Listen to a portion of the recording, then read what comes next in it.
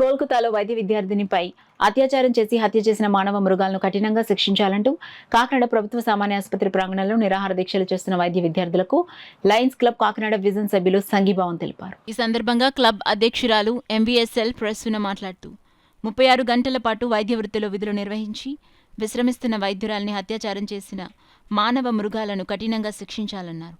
Club కార్యదర్శి శ్రీదేవిరెడ్డి మాట్లాడుతూ దేశవ్యాప్తంగా వైద్య సిబ్బంది రక్షణకు ప్రత్యేక చట్టం చేయాలన్నారు.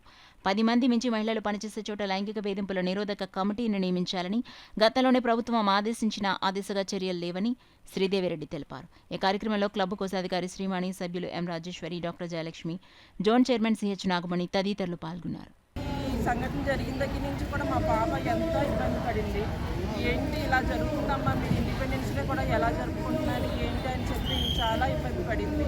ఒక రకంగా ఈ వారం రోజుల నుంచి అంటే ఇన్ని రోజుల నుంచి కూడా మనశ్శాంతి లేకుండా ఉండడం జరిగింది. అయితే ఇలాంటి కార్యక్రమాలు, ఇలాంటివి సంఘటనలు పునరావృతం కాకూడదు. ఎక్కడైతే కలకత్తాలో జరిగిందో మొత్తం ఆల్ ఓవర్ ఇండియాలో కూడా ప్రతి ఒక్కరూ సంఘీభావం తెలిపి డాక్టర్లకి సేఫ్టీ ఎంతవరకు ఉండాలి, వాళ్ళకి నైట్ డ్యూటీ చేసేటప్పుడు వాళ్ళకి ఎలాంటి సేఫ్టీ పాటించాలి, సెక్యూరిటీ ఇవ్వాల్సిందిగా కోరుకుంటూ గవర్నమెంట్ ఎవరైతే యాజమాన్యం ఉన్నారో వాళ్ళందరికీ కోరుకుంటున్నాము.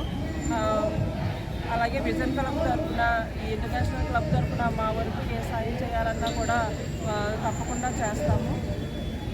అలాగే ఈ రోజుల్లో ఉన్నటువంటి విద్యార్థులు ఎవరైతే ఉన్నారో అబ్బాయిలు కానీ అమ్మాయిలు కానీ నైతిక విలువలతో కూడుకున్నటువంటి విద్యను మనం వాళ్ళకి అందించగలిగితే చాలా వరకు ఇలాంటివి జరగకుండా కొంతవరకు ఆపగలమేమో అని చెప్పి అవగాహన కార్యక్రమాలు ఏర్పాటు చేయాలని చెప్పి